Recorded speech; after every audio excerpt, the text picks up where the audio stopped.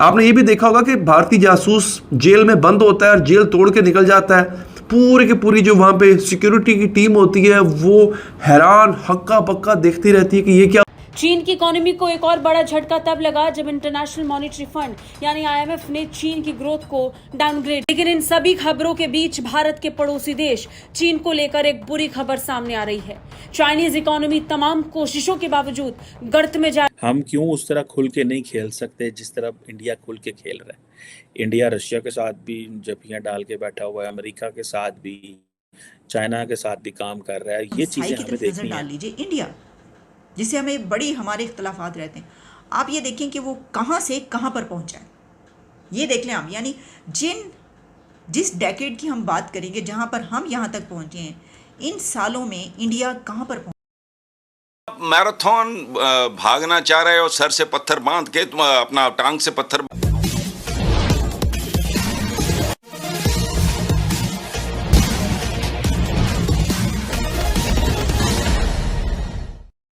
चीन दुनिया की सबसे बड़ी अर्थव्यवस्था बनना चाहता था, लेकिन आईएमएफ के रिपोर्ट के अनुसार चीन का वो सपना चकनाचूर हो गया है। और सपना चकनाचूर करने वाला कोई और नहीं बल्कि चीन का दुश्मन भारत ही है। आगे की चर्चा सुनते हैं। हम साई की तरफ नज़र डाल लीजिए इंडिया, जिससे हमें बड़ी हमारे इख्तलाफात रहते हैं, आप ये देखें कि वो कहाँ से कहाँ पर पहुँचा है, ये देख लें आप। यानी जिस डेकेड की हम बात करेंगे जहाँ पर हम यहाँ तक पहुँचे हैं, इन सालों में इंडिया कहाँ पर पहुँचा है, वो वहाँ पर पहुँच गया है कि जो अनप्रेसिडेंटेड है। यानी कमाल कर दिखाया है इंडियन गवर्नमेंट ने, जहाँ पर वो ले गए हैं, जिस तरीके से वो इकॉनमी उन्होंने अपने हर महाज पर वो कैसे आगे बढ़े हैं। वो इस वक्त दुनिया की एक बड़ी ताकत बन चुकी है। और उसमें हम देख रहे हैं कि उनका जो वज़ीर आज़म है वो पूरी दुनिया में जो है वो सर आँखों पर बिठाया जा रहा है, उसको हाथों हाथ लिया जा रहा है। और उसको जो है वो जहाँ पर, इसकी वजह क्या है, देखिए इसकी बहुत सारी वैसे रीज़न्स हैं, बहुत सारी। हमारे जो प्राइम मिनिस्टर्स जो वज़ीर आज़म हैं, जिनकी हम कहते हैं, और ख़ुद हमारे वज़ीर आज़म भी कहते हैं ना, मैं बाहर जाता हूँ तो लोग मुँह देखते हैं तो पता चल जाता है मांगने आ गए, लेकिन मैं क्या करूँ, मुझे ये करना पड़ता है। सही कह रहे हैं। भारत टॉप 5 इकोनॉमीज की लिस्ट में भी शामिल हो गया है। और अगर सब कुछ ठीक रहा तो भारत दुनिया की दूसरी सबसे बड़ी इकोनॉमी वाला देश बन जाएगा। लेकिन इन सभी खबरों के बीच भारत के पड़ोसी देश चीन को लेकर एक बुरी खबर सामने आ रही है। चाइनीज इकोनॉमी तमाम कोशिशों के बावजूद गर्त में जा रही है। किसी भी देश की ग्रोथ का सबसे अहम इंडिकेटर उस देश के जीडीपी को माना जाता है।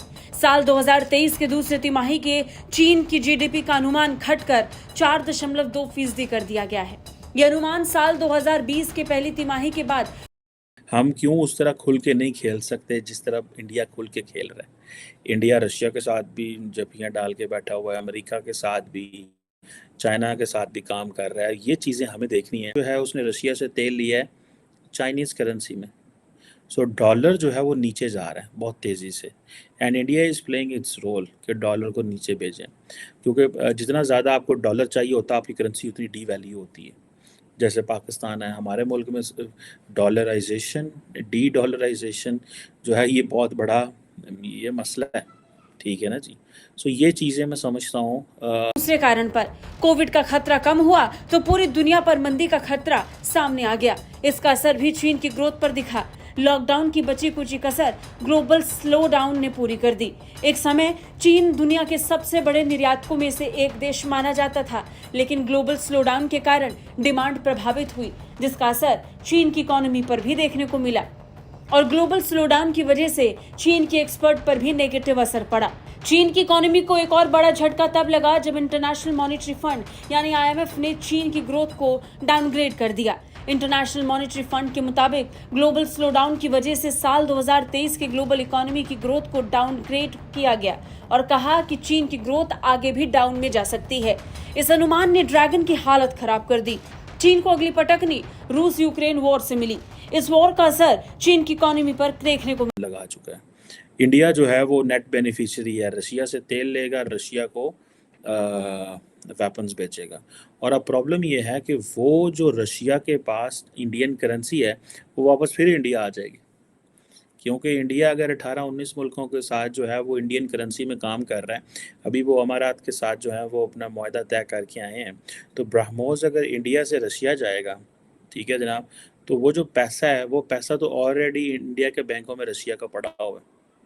तो वो जो पैसा है वो इंडिया के अगर बैंकों में रशिया का पैसा पड़ा है तो इसका मतलब है कि इंडिया का पैसा इंडिया में ही रह गया।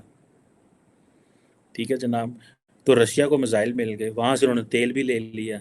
अब रशिया क्योंकि फंसा भी हुआ है, उसको सारी बातें वेपन्स भी चाहिए, तो वो समझ रहे होंगे कि हम ये चीज़ें इनसे ले लें। हम अभी तक अंदरूनी इंतशार और बैरूनी इंतशार से बाहर नहीं निकल सके। अब देखें पाकिस्तान के अंदर भी जो एक पॉलिटिकल क्राइसिस है वो किस हद तक है आप जानते हैं, मतलब एक इंतशार मचा हुआ है और अभी तक नहीं हो, इतने महीने साल गुजर गए, हम अभी तक उसमें से निकल नहीं पा रहे हैं। अब इलेक्शन भी होंगे, फिर क्या होगा आगे, मतलब बहुत सारी चीज़ें अभी आगे हम देखेंगे कि क्या क्या होगा। अभी हम इस इंतशार से बाहर नहीं निकले सही तरीके से। जो इकोनॉमी का है टर्मोइल वो अपनी जगह पर, हम वहाँ पर पहुँचे हैं कि जहाँ पर दिवालिया होते रह गए। और जब हम अपनी बैरूनी दुनिया की तरफ देखते हैं तो हमें बाहर से भी कितना क्राइसिस है हमारे लिए कि हमारे दोस्त बहुत ही कम और हमारी दुश्मनियाँ जो है वो बढ़ती चली जा रही। आपने ये भी देखा होगा कि भारतीय जासूस जेल में बंद होता है और जेल तोड़ के निकल जाता है। पूरी की पूरी जो वहाँ पे सिक्योरिटी की टीम होती है वो हैरान हक्का बक्का देखती रहती है कि ये क्या नाम था, अभिनंदन आके घुस के हमें मारने की कोशिश करके गया हमारे मुल्क में। हमने उसको 2 दिन के बाद चाय पिला के उसको हमने वापस कर दिया। चलो हमारे फौजियों ने पकड़ा उसको, पकड़ने वाले कौन थे? हमारे फौजी थे ना पकड़ने वाले, उसको वापस करने वाले कौन थे? ये सियासतदान। हमने जनाब, हम बूदी ने बड़क मारी, हम डर गए, हमने उसको वापस कर दिया। ये हमारे कर दिए। मान के तो आप भागो, मैं नहीं भागता।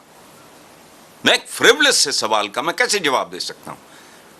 अगर पाकिस्तान की अहम तरीन, चलो मैं मकबूल तरीन नहीं कह रहा, एक पॉलिटिकल पार्टी, उसका आपको भी नहीं पता, मुझे भी नहीं पता, बाकियों को भी नहीं पता, तो मेरे लिए तो ये सवाल ही एग्जिस्ट नहीं करता। तो मैं तो नहीं इसका जवाब। साहब, मैं कह रही हूँ कि लड़ेगी, उनको सिस्टम से बाहर आप कैसे एक सियासी जमात को सिस्टम से बाहर रख सकते हैं, ना इंतखाबी अमल से आउट कर सकते हैं?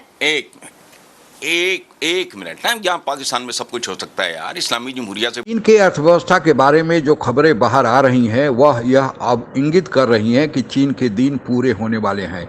चीन अपनी अर्थव्यवस्था के बल पर पूरी दुनिया को कंट्रोल करना चाहता था, लेकिन अब चीन की वह हसरत पूरी होती दिख नहीं रही है और उसके इस हसरत के पूरा करने में बाधा उत्पन्न करने वाला भारत ही है।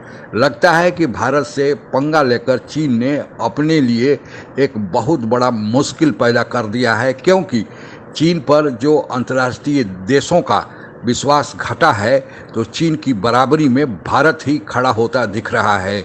चीन के विकल्प के रूप में भारत ही अब दुनिया के लिए एकमात्र विश्वास का केंद्र बन गया है और चीन से जो कंपनियां बाहर जा रही हैं वे सब लगभग भारत में आ रही हैं, हालांकि कुछ दूसरे देशों में भी जा रही हैं। चीन के बारे में यह बताया जा रहा है कि चीन कोरोना के काल में जो अपने यहाँ कठोर नियंत्रण लगाया उससे चीन की अर्थव्यवस्था पूरी तरह हिल गई है और चीन अभी तक इसका खुलासा नहीं कर रहा है।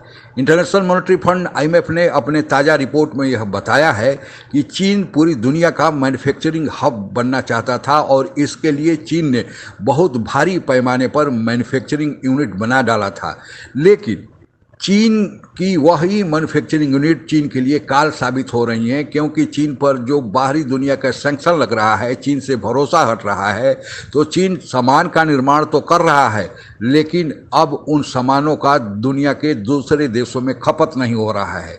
चीन अपने सामानों का दूसरे दुनिया में लगातार खपत हो, इसके लिए चीन ने 1 बेल्ट 1 रोड कार्यक्रम चलाया और बहुत बड़े पैमाने पर कई देशों में रोड इंफ्रास्ट्रक्चर, पोर्ट इत्यादि का जाल बिछाया, लेकिन अभी तक वह जाल या रोड इंफ्रास्ट्रक्चर पूरा भी नहीं हुआ और उन देशों को जिनको वह कर्जा दिया था इंफ्रास्ट्रक्चर डेवलपमेंट के लिए, चीन की यह मंशा थी कि दूसरे देश को कर्जा दें, वहाँ इंफ्रास्ट्रक्चर डेवलपमेंट करें और उन रास्ते से चीन का सामान जाए, लेकिन न तो वो इंफ्रास्ट्रक्चर उन देशों को कोई फ़ायदा या आर्थिक मदद कर रहे हैं, बल्कि वे कर्जा इतना बढ़ गया है कि वे देश अब चीन का कर्जा चुकाने में भी असमर्थ हैं। पाकिस्तान उसका सबसे ज्वलंत उदाहरण है और श्रीलंका की हालत चीन के कर्जे के कारण क्या हुआ देख ही रहे हैं कि चीन ने जो वहाँ बनाया वह चीन के लिए भी और श्रीलंका के लिए तो घाटे का सौदा साबित हो रहा है।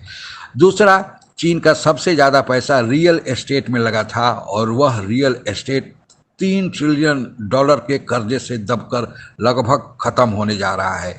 यही कारण है कि अमेरिका और चीन के बीच गतिविधियां बढ़ी हैं और अमेरिका के कहने पर अमेरिका ने शर्त रखी है कि चूंकि $800 बिलियन का कारोबार चीन और अमेरिका के बीच होता है, तो अमेरिका की शर्त है कि वह रूस को मदद न दे और यही कारण है कि भारत से रूस ने मदद की अपील की है। भारत के लिए यह एक सुखद खबर है कि दुनिया के विश्वास भारत पर बढ़ा है और भारत की जो अर्थव्यवस्था है IMF के अनुसार सबसे तेज गति से ऊपर की ओर जा रही है और आने वाले दिनों में अमेरिका आज 1 नंबर पर है, वह 1 नंबर बना रहेगा, लेकिन दूसरे स्थान के लिए जो चीन कोशिश कर रहा था अब उसका सपना चकनाचूर होगा, भारत दूसरे स्थान पर काबिज होगा। आज के लिए बस इतना ही। जय हिंद। आप अगर हमसे जुड़ा रहना चाहते हैं तो कृपया मेरे चैनल को सब्सक्राइब करें तथा बेल आइकन भी दबा दें ताकि नई वीडियो की जानकारी तुरंत आप तक पहुंच जाए। धन्यवाद। जय हिंद।